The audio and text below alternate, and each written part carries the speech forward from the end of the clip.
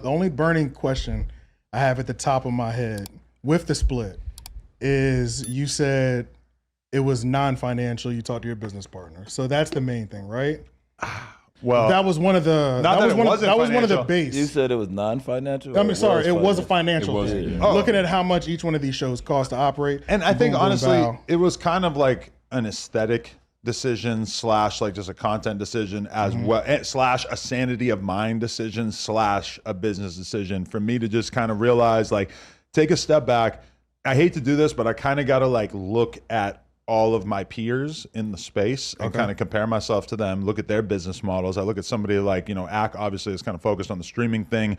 I feel like he's faced challenges with trying to put together the academy and whatnot. I look at somebody like Vlad. I look at the way that he segments his content up. He doesn't have any consistent shows on his podcast that he's not a part of, aside from the Reggie Wright one that he's been trying to spearhead. I'm not sure exactly what's going to happen with that. I look at Say Cheese. They really probably drop like the least amount of content of anybody, but I feel like the quality is very high, and still Say Cheese has a great brand name regardless, and he's able to do other things that make money, like utilizing the Say Cheese branding.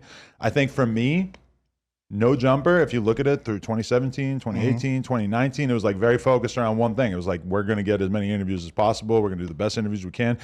As you go into 2020, our natural reaction to the pandemic is kind of like, we need to double down on just like whoever we got here talking on camera, enter into what was realistically a kind of impressive era when we had, at the end of the day, really kind of thriving. Crazy. No, it was crazy, yeah. When you think about it, T-Rail, as much of a bozo as he has shown himself to be over the past year, him, AD, shout out to AD, I guess, and Duno, like putting them all together on a show, that was pretty impressive. So then we kind of like kept chasing after that, building up more shows, more hosts, etc. Disconnected. And that, yeah, exactly. And like having all those kind of go at the same time was kind of like unprecedented within the hip hop space, to have like one channel that had this many different shows doing good. And I feel like in the wake of them leaving the channel, I spent a year basically trying to sort of rebuild all that. And I think ultimately the conclusion that I kind of drawn was that I don't need to be holding on to like things that previously worked on the podcast or whatever. Like, I just need to be a little bit faster to identify what's working and what isn't. And I feel like at a certain point in time, my view of content creation was that the only way we were going to make money is by creating an absolute shitload of content. That's not really necessarily the case at this point. And in fact, I even felt like we were kind of losing money on certain things. So what I really wanted to do this week was just do like a full reset, simplify No Jumper down to like the simplest parts that actually work. Right. And obviously there's been I actually feel like almost everybody I spoke to on the phone took it very well and was very cool about it. Brick Baby, Lush, Almighty, Flacco, etc. Yeah. I called DW Flame. I understand that he was saying that I did not call him today on the news. That is not true. Did I double down on that? What? I doubled down on that. I didn't watch any of the clips. I'm just like reading Reddit titles to base my knowledge of that you called. So I was just like, did he call you or not? Because I did call him. I wanted to have that conversation with DW. He's been around here like the shortest period of time. I understand that he's kind of like acting as if I didn't call him, which is not true. I tried to call him. He didn't pick up. But either way, yeah, that's kind of what led me to this decision that I understand is going to be kind of controversial for people, but like that's another thing that I want to acknowledge is that like No Jumper has like a certain percentage of people who are just paying attention to it for the bullshit. 100%. The news, as well as like some of those sort of random nightly shows, produced a lot of bullshit, a lot of like drama, a lot of stuff that like you made the point, Damn Homie versus Sharp is a whole thing. Like the fucking Reddit was obsessed with it. That's a mini storyline. Doesn't really do a lot for the brand as a whole when that doesn't travel outside of the No Jumper universe, right? Church, you bring all these people on the platform to exploit all of us, Church, and then you don't want us to respond, Church. But we respond, we're in the wrong, Church.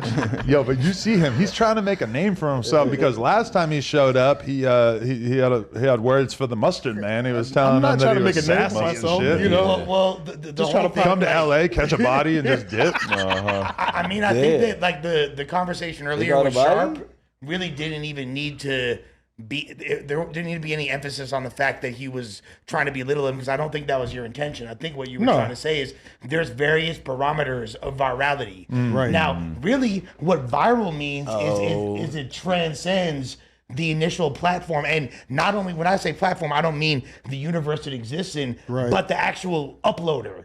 Like it gets uploaded by, it's all over TikTok. It's on different channels. It's on different like tweets. This one has 500,000. This one has 1.2. That is virality. You know what I mean? Like hence in the very definition of the word right there. So it is. This is tickling your fancy right now. Go ahead. What do you mean tickling?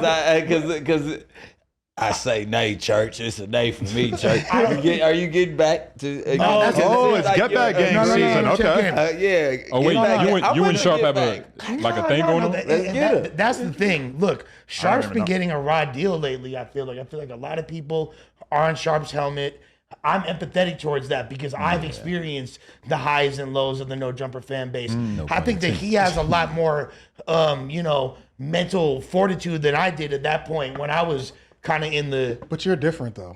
You're different in the way that you got when you hit your highs in the No Jumper universe. It was for a different reason. Yeah, correct. They clowning them about a picture and shit. So it was easier for you to come back. You know what I'm saying? But if you just like amping on bitches, that's a little different where it's like it just might get played out. To an extent, like if we're talking about the actual content, that's a different conversation. But that's a conversation. I was having both conversations. Right, and I did hear that as well. But that's ultimately subjective opinion. It is 100%. Whether you're right or wrong, there is no, whether I agree or don't. There's some metrics you can go. There are some metrics. Don't start trying to put parameters on it now. But going back to my whole point is though, is that the last thing I want to do is throw additional shots and try to cut somebody down when they're already getting roasted. Like there's like that doesn't gain me, especially when we all ultimately changes as they may occur, pushing the same line. It's always highs. It's always highs on we do. And when I was making those phone calls, Sharp had an extremely understanding and positive reaction to it because he's somebody who in very recent memory had,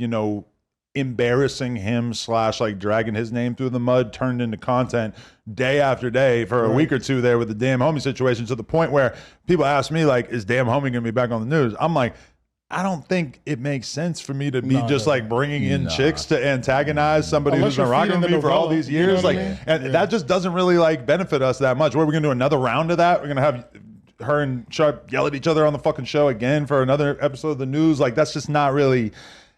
It is good in the short term for like just getting some views. But what the fuck? Like, they just don't do that. Thing. What if they find love the next sit down? Listen, if it does go in that direction, I will certainly reconsider. Hey, but real quick, going back to because I never got to answer my question. Right. You're just kind of like break down the logic. So now, in your explanation, it sounds like the quality outweighed the actual production costs. That's how it sounded based on the way you like described it a little bit. So my question is, it feels like they also weren't profitable, but that was one of the main things you had said to the last era of people is that their shows weren't profitable and the numbers were very different. Right. Because that last era was coming out the gate with 150,000 in the first 24 hours, So definitely that was a different era. But the one thing I will say is that when you're talking live content, talking about the pay disparity between vast majority of it is between like live and and even just like content that you have to rush out, like the clip of Whack running up on Flacco has 500,000 views and has made exactly like $50 on YouTube. Just to put it in perspective of like how much these viral moments actually end up being worth, which I think a lot of people kind of get the wrong idea about that. You can't even account for that. The crash out didn't demonetize, did it? No, that one definitely was demonetized. Yeah, and then like I mean like a lot of the nightly podcasts, I'm gonna be honest with you, like people just had a really hard time keeping their potty mouth under control. So like a huge percentage of that was getting demonetized and stuff. So I mean. Clips? The clips as well as the live streams, Oh yeah. That's Gotcha. It's all encompassing. That's dope to know. Every piece of cuts. that was You minimize the chat. That shit is driving me crazy. I can't have that in my fucking fourth view. I gotta like bring it up separately later. Yeah. But that was the only burning question at the top. When did you know this was gonna happen? Like, did you know this months ago, or like was this honestly woke up like a last week thing? And it was just like, yeah, I'm announcing it. I think like a few months ago when we decided like, let's try and do a bunch of nightly live streams was kind of like me thinking in another direction of like, well, maybe we just need to create a bunch more shit and kind of see how that goes. And then like kind of over the course of the last like week or two is kind of when I sort of had a realization that I kind of wanted to rein shit in and do a little bit of a focus more on just quality and even like in terms of us just doing podcasts, of us sitting around and like talking and everything, I just feel like instead of doing a consistent schedule, let's just like do it when we feel like we've got the ammunition. Because a lot of the really, truly dreadful content on the news and shit comes from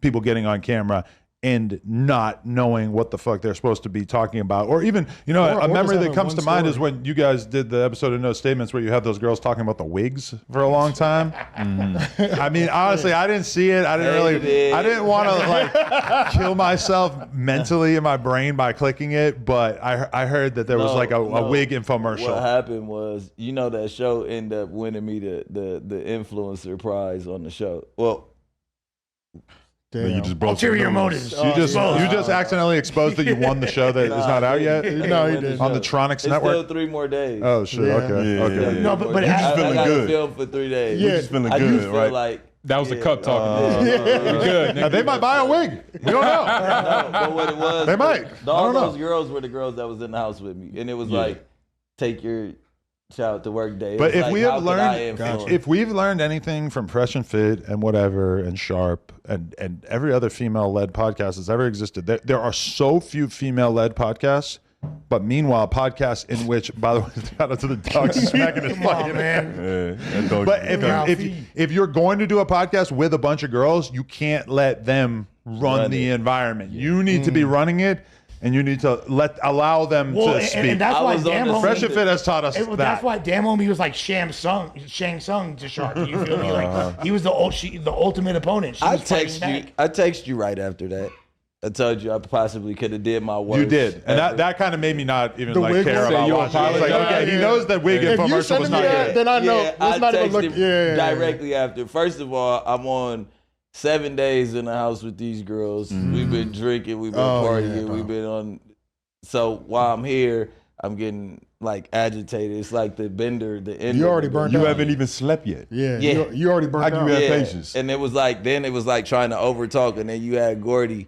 I guess he had got drunk or something, so he was on and off the camera and letting people sit down in his seat. He couldn't even drive the car for me when I was all the way out of gas. So Yo, it was like, have the floor. Let's hurry up and end it. It was everybody's lowest moment. Yeah. Caught on camera. It What's going on happens. with Gordy? But honestly, I think that also we'd be remiss to acknowledge the fact that yes, were the numbers way bigger for the live shows during the pandemic era? Absolutely. But if you guys analyze metrics for a living, right? That's part of what y'all do.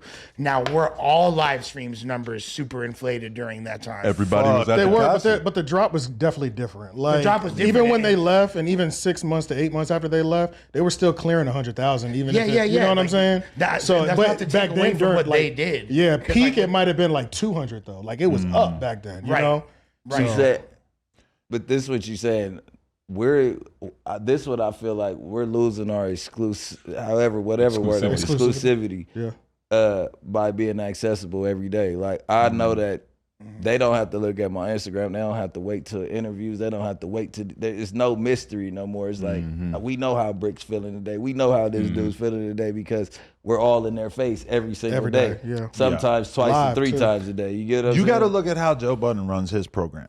He's got all these hosts, tight right? ship over there, And man. all those hosts are reasonably popular, right? Like Yeah. varying degrees, No, but like realistically, any of Joe Budden's hosts could probably do a piece of content on Joe Budden's channel and get not as many views, but maybe half, They do all right, though. maybe 40%, but still like a respectable number. Right. But he doesn't do that. Even with the dudes like Queen's Flip that obviously has like his own standout potential and everything. Just like Flip. instead he kind of like keeps everything consolidated and they keep their crew together and they do episodes like that. And there's just a huge focus on quality. And I feel like No Jumper for a while there, we were doing a little bit too much spray and pray. Yeah, you know, yeah, you just yeah, like no. you just do as much shit as possible. And make up for And any I feel- deficit that you might have. I feel the other guys are only seen once, twice a week. And so it's like, yeah, they probably are clear because you only hearing from them one time a week. Have y'all seen Oh this? no! Joe Budden is like 4 or 5 times. No, a week. I'm Yeah. talking about the people you were talking about. You said when they left Oh, 8 months. got down you. the line. But I would say that No, they did the the news. quantity thing is a problem for them as well, because for sure, like the darkest period of the No Jumper show was when AD was coming on and not saying shit because he was doing like 4 or 5 other live streams that week during the same week.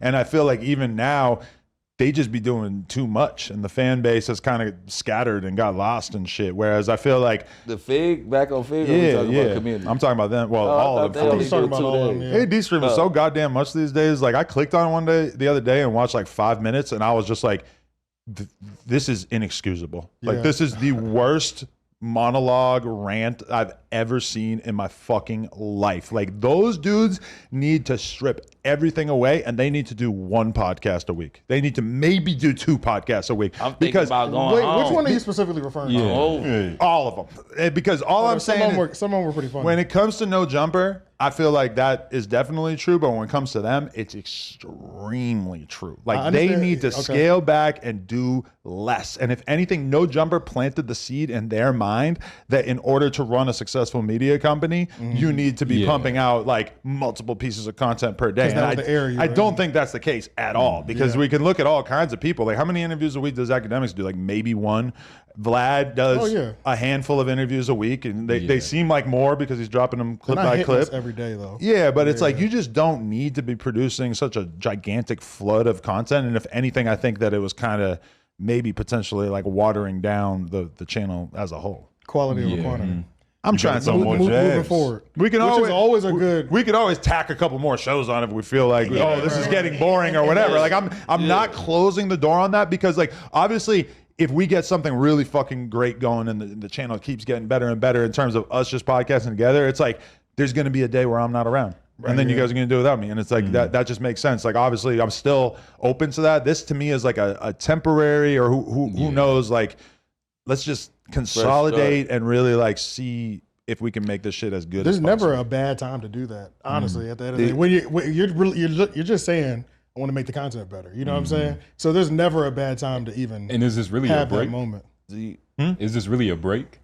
Nah, this is a. It's definitely not a break from me in terms of my own personal like content making, because like for me, an average week is probably doing like 5 to 10 interviews. Like that to me is just like what my brain is trained to do. Like if anything, I'm trying to like force myself to not take every interview, because I feel like that kind of waters the content down as time goes by. I'd rather kind of focus on specific shit, you know? This is the first time I met you, but it does feel like you got a monkey off your back. Like it's just like, whoa. No Norbies.